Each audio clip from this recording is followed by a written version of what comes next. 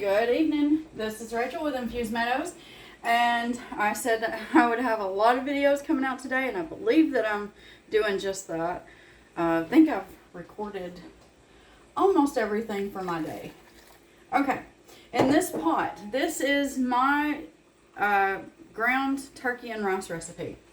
I think I just got a little happy with the water, so I'm going to pour a little out.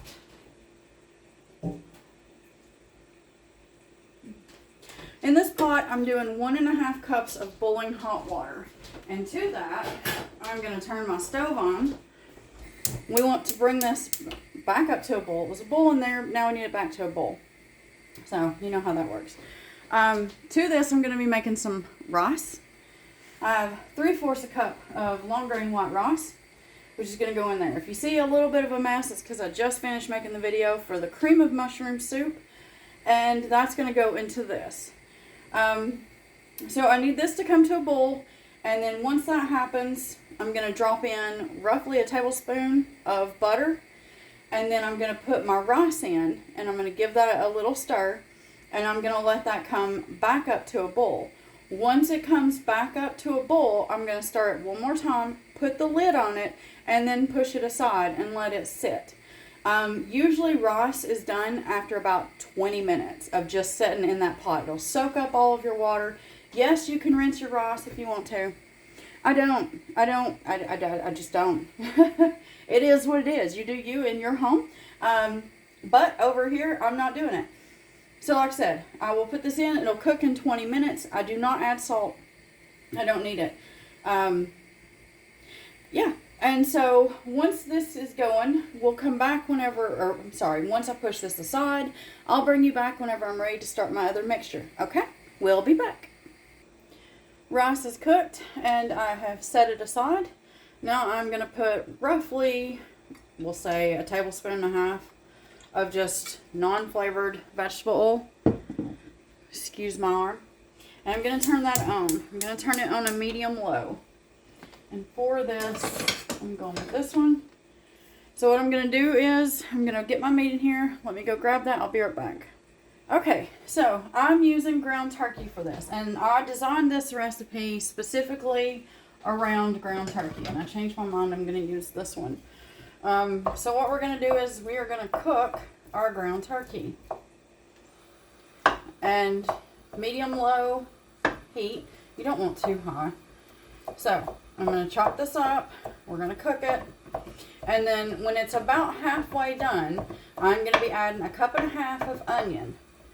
And I use sweet peppers for this, sweet banana peppers. You can also use pepperoncinis, but I do 1/4 cup of my homegrown canned sweet peppers. But like I said, you got them at the store, get your banana peppers or your pepperoncinis.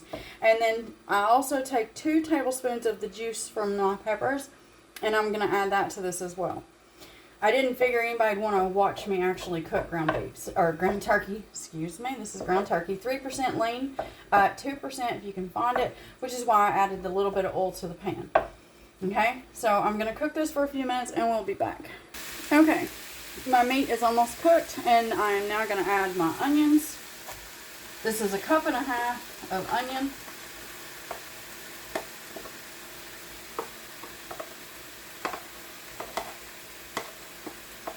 Yes, some of my turkey come off. That's fine. Alright. You are going to stir this. I don't like to overcook onions and garlic. You saute, you saute. You want to burn, you burn. You caramelize, you caramelize. So because the meat takes a little bit longer, which is why I'm adding the onions at this stage, I'm just gonna keep, kind of tossing these around lightly, and I want to make sure that my ground turkey is nice and cut up. And then once my onions are nice and translucent, I have a spice mix. Actually, no, I'm gonna add in my peppers here in just a second.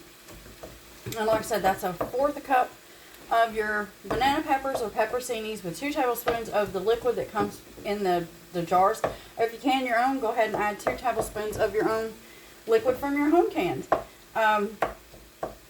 And then once I get all that nice and cooked in, I have a spice mix that I've put together for this. it is 2 tablespoons of blackening seasoning. Now, I did a video earlier today showing that exact recipe.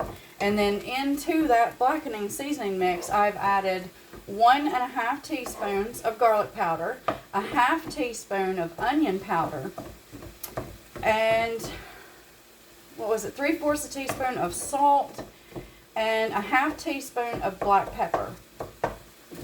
Okay, so if you're using store-bought full salt chicken broth for this, then you'll want to probably cut that salt back to about a 1/2 teaspoon instead of the 3/4.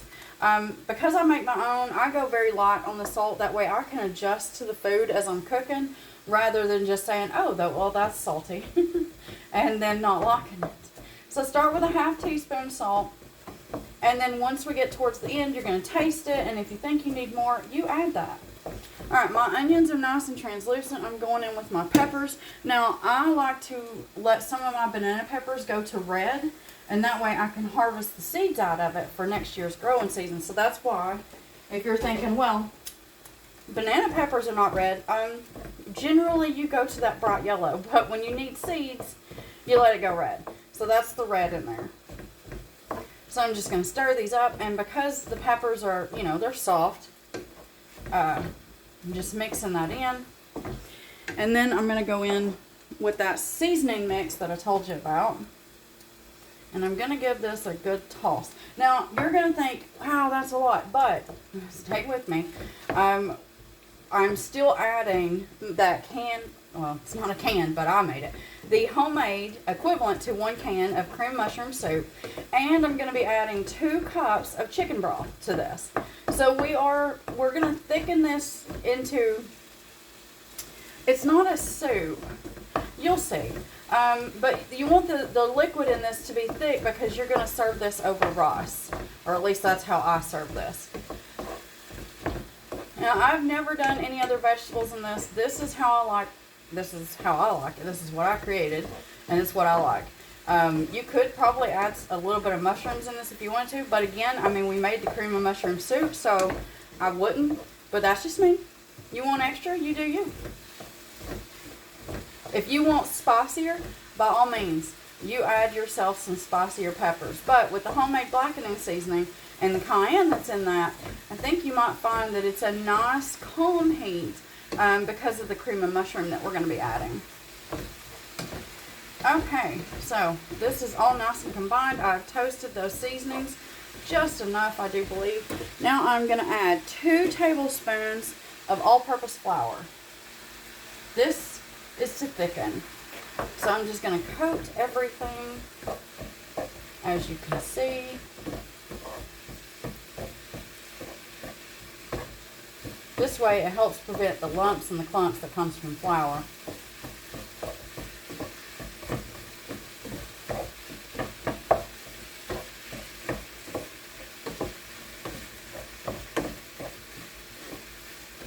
Alright. And you know I make my own chicken broth. I think I've said that numerous times, and I do apologize. It's just I don't want anybody saying, why does that not look like ours? This would be why. Because I do carrots and onions and parsley, and when I grind up all of that, the carrots don't always come all the way down to a powder. So that's why I've got little chunkies on the bottom. Plus, I don't really cut up the parsley and the, I think I added a little bit of oregano this time. Some paprika, some turmeric for the coloring. Okay.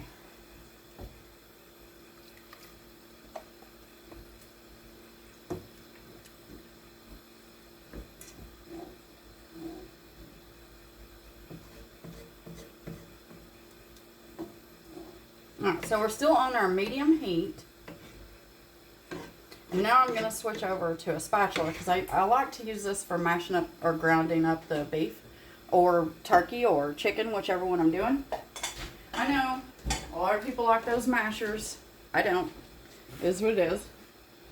I just don't like them. Okay, so the cream of mushroom that we made earlier, I'm going to give it a stir. And then I'm going to use this spatula that you probably can't see. It's just off of the stove. All right, in goes our homemade cream of mushroom soup.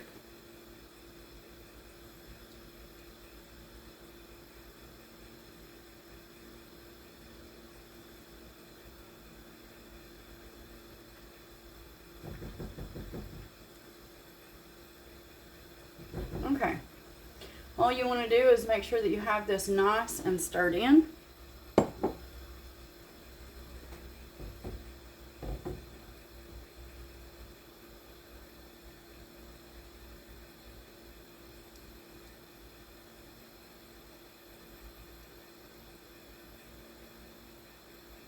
And then here is where you will want to taste this. Remember earlier I said adjust your salt. So, you know, according to if you're using store-bought chicken bouillon, or, you know, if you're using low sodium, then that 3/4 should be fine. But taste it and adjust accordingly, okay? All right, this is done. So all you're going to do now is turn the heat off. Your rice should be done. I will check that in just a second. Just want to make sure I give that one more good stir. All right, set that on my paper towel. Give me 1 second. I'm going to pick up and we'll be right back. Okay, so I've taken the lid off my rice. There's still a little bit of liquid left in there, so I'm just going to gently fluff this with a fork. And then we're going to let this continue setting. I actually got that done a little faster. Normally it takes right at the 20 minutes. So I must have been doing good tonight. Anyway, I'm going to put the lid on. This probably only needs about 5 more minutes, which is fine. This gives this time to set and cool off some. So when this is all done, all you're going to do, and the 3/4 cup of rice is enough for 2 people. And that's because you're going to put the rice into your bowl, and then you just spoon some of this over it. Now, I like to do enough to where I can really mix that in. But this is typically enough for me and my husband for 2 nights. And then all I do tomorrow night is I'll make more rice. I'll heat this up on the stove, and then just the same thing. I'll pour this over the rice. Now, you can probably freeze this if you want. I've never done that. But I don't see why it wouldn't freeze. So, as always, an airtight container, or you could probably go ahead and put it in a vacuum seal bag, stand that up in your freezer, let it get frozen, and then just vacuum seal it closed. That should last at least 6 months. But once you start to see ice crystals, you want to pull that out, let it sit in the refrigerator overnight, and then make it the next night for dinner. Okay, I've definitely done enough today. So, like I said, when this is all done, put your rice in your bowl. Scoop some of this over on it, a nice ladle full, maybe a ladle and a half full, and then stir your rice in. And I hope you enjoy. I hope you make this. This is my own personal recipe, and y'all know, as I've said before, I like flavor. I do not like anything that's just bland. It's just, we're all different, and this is one of those great things about me, I guess, and about you. If you like bland, you may not want to make this. If you like flavor, please make this. I think you'll like it. And if not, I would love to tell you to go find the recipe that's right for you, but this is my own, and I don't know if anybody would have anything close to this. So I hope you have a wonderful evening.